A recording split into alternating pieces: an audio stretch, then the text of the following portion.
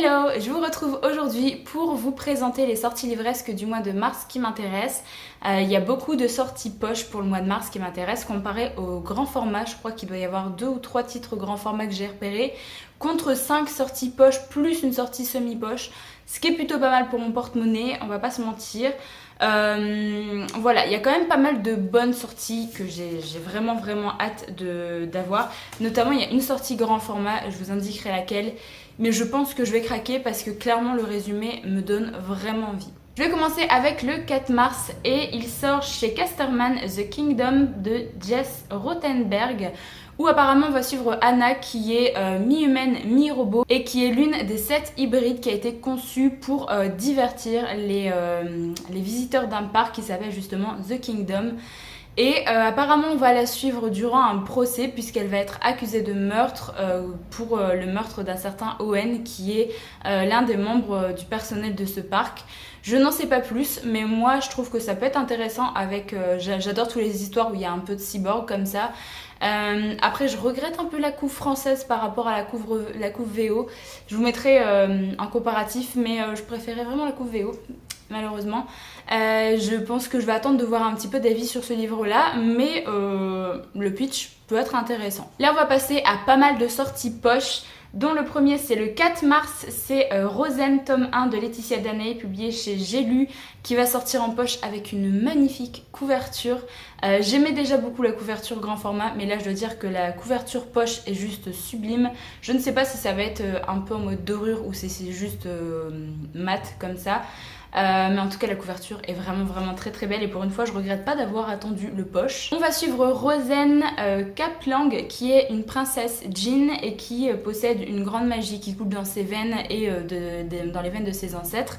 Apparemment son peuple a souffert de la domination d'un autre peuple qui sont les Danir. Et pour essayer d'avoir une paix durable entre ces deux peuples, ils vont essayer de mettre en place un mariage un peu forcé entre prince et princesse des deux peuples différents. Sauf que du coup, elle ne sait pas trop si elle peut avoir confiance envers le peuple qui a tenu son propre peuple en esclavage pendant des décennies. Donc voilà, je pense que ça va être un petit peu des complots, intrigues, complots politiques, quelque chose comme ça. J'ai vu de très bons avis sur cette duologie. Et en plus c'est une duologie, donc c'est déjà pas mal de pas avoir une grosse saga. Et je me dis que ça peut être vraiment sympa d'avoir de la fantaisie orientale comme ça. Donc voilà, je pense clairement craquer sur le poche parce que vraiment la couverture, je la trouve magnifique. On passe au 5 mars et il y a la sortie poche de L'Ours et le Rossignol de Catherine Arden, ou Arden, je mal écrit, publié chez Folio SF. Et je suis très contente qu'ils aient gardé cette même couverture que la couverture grand format et c'est un livre que j'avais très envie de découvrir puisque c'est apparemment basé sur des contes russes. Nous on va suivre Vassia qui est capable de voir les esprits protecteurs de la maison, d'entendre les sombres forces nichées dans la forêt, sauf qu'elle n'est absolument pas bien considérée par la nouvelle femme de son père puisque elle veut éradiquer toutes les superstitions de ce genre. Donc voilà, personnellement ça m'intrigue vraiment beaucoup. Le fait que ce soit tiré de contes russes, j'ai absolument rien lu moi de toute façon pour tout ce qui est contes russes. C'est pas forcément ce que j'apprécie normalement, mais ça m'intrigue vraiment beaucoup. Un personnage qui peut voir des esprits, qui peut entendre des esprits, je trouve ça hyper intéressant. Donc voilà, je pense que je découvrirai ce titre bientôt et je sais qu'il y a un second tome et je ne sais pas si c'est la suite directe ou si c'est une autre histoire en fait dans une même saga mais vraiment des livres indépendamment les uns des autres, je ne sais pas, je vous avoue que j'ai pas regardé mais je sais qu'il y a une suite et que la couverture est très jolie aussi donc voilà. On passe au 11 mars et là il y a une sortie thriller young adulte, c'est 13 minutes de Sarah Pimborough. Là on va suivre Natacha qui a 16 ans et qui est la reine du lycée et elle ne se souvient pas comment elle a fini dans les eaux glacées d'une rivière, mais tout ce qu'elle sait c'est que c'était pas un accident et du coup elle va se mettre à soupçonner ses amis comme ses ennemis, elle ne sait plus vraiment à qui faire confiance. Je me dis que ça peut être sympa. Sarah Pimborough, j'aurais bien aimé lire son autre thriller qui était sorti en poche l'année dernière, je ne sais plus lequel. Voilà, je me le suis noté parce que j'aime bien les thrillers young adultes de temps en temps, même si je trouve que on devine assez souvent ce qui se passe, mais je me dis ça peut être sympa. J'ai quand même vu de bons retours sur celui-là, donc ma foi, pourquoi pas. On passe au 11 mars et là je vais compter en une seule sortie puisqu'il y a les 3 premiers tomes d'une saga qui sortent en poche. C'est une saga que j'avais très envie de découvrir. Les livres grand format coûtent une vingtaine d'euros voire plus il me semble, donc je suis ravie que ça sort en poche. Par contre je suis pas très fan des couvertures poche qui ont été proposées.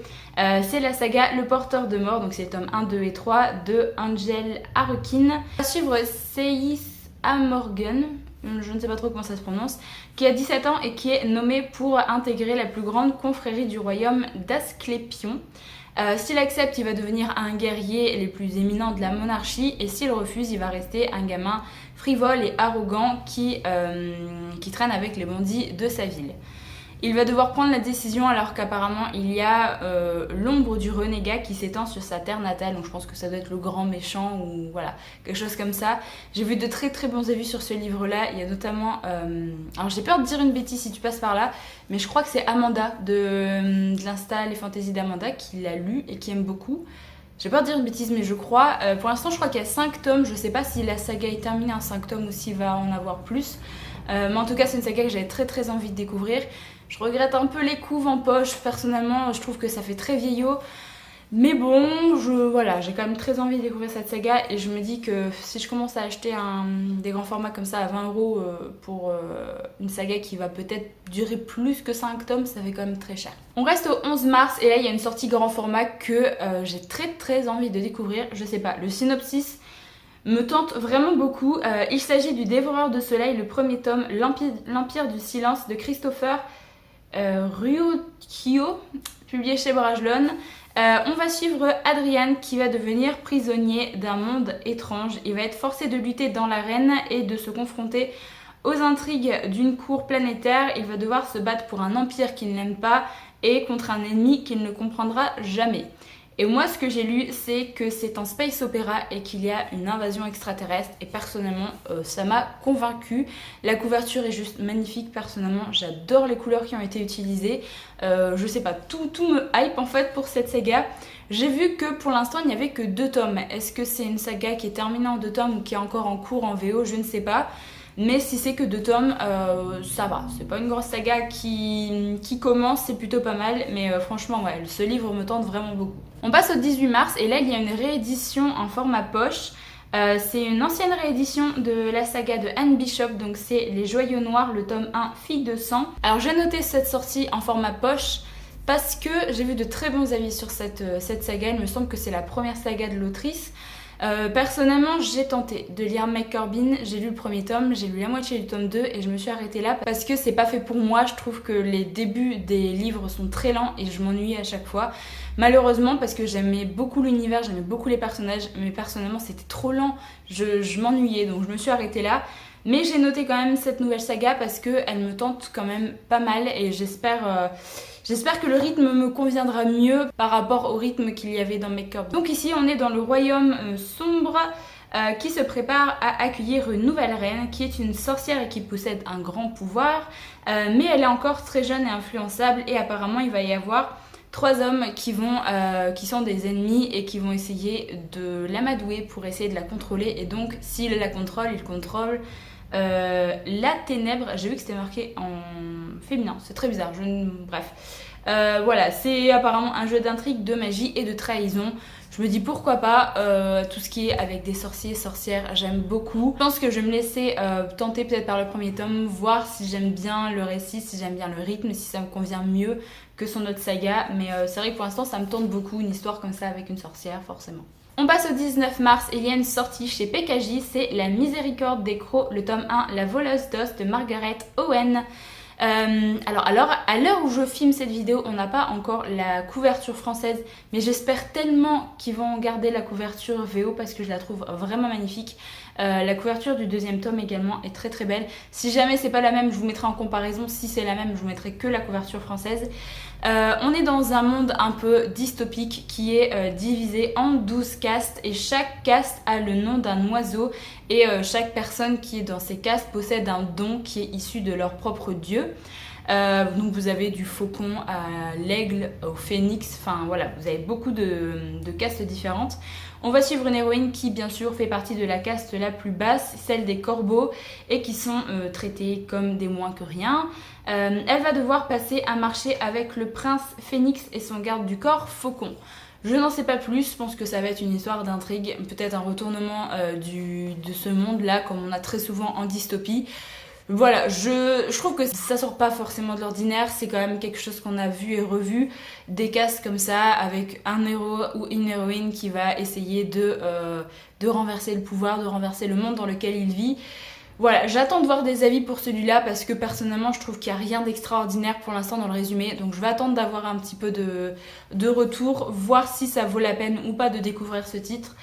Mais voilà, on verra bien. Une dystopie ça fait jamais de mal, mais le tout c'est que si c'est toujours pareil, au bout d'un moment c'est un peu lassant. Et le dernier titre que j'ai à vous présenter dans cette vidéo, c'est le deuxième tome de la saga Les Brumes de Cendrelune de Georgia Caldera. Donc c'est la Symphonie du Temps publiée chez J'ai lu.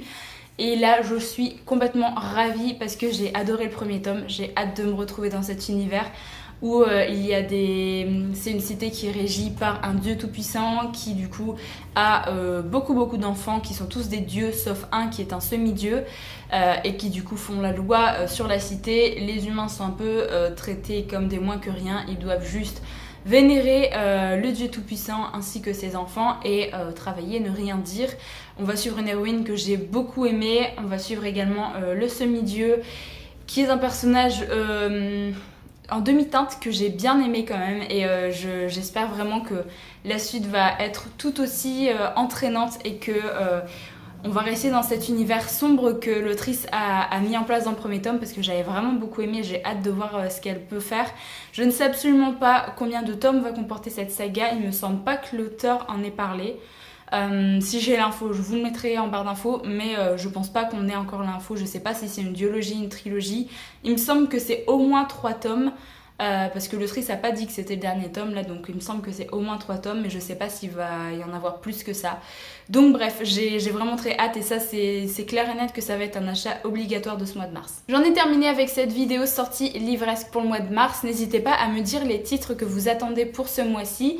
Peut-être des titres que j'ai pas notés, de toute façon je peux pas tout noter, donc n'hésitez pas à me dire ce que vous attendez ou alors les titres que j'ai évoqués dans cette vidéo si jamais il y en a un qui vous tente beaucoup. Voilà, moi je pense que je sais déjà quel titre je vais m'acheter ce mois-ci parce qu'il y en a vraiment qui me tentent beaucoup. Donc voilà, je vais essayer d'être un peu raisonnable. Il y a quand même pas mal de sorties poche, donc le porte-monnaie va être un peu plus content. Mais voilà, j'ai vraiment très hâte d'avoir certaines sorties parce que genre le deuxième tome de la saga Les Brumes de Cendrelune, je sais que je vais me l'acheter et je sais que je vais le lire vraiment dans pas très longtemps après l'avoir acheté parce que j'ai vraiment beaucoup aimé le premier tome. Donc bref, comme d'habitude, moi je vous retrouve très bientôt dans une prochaine vidéo.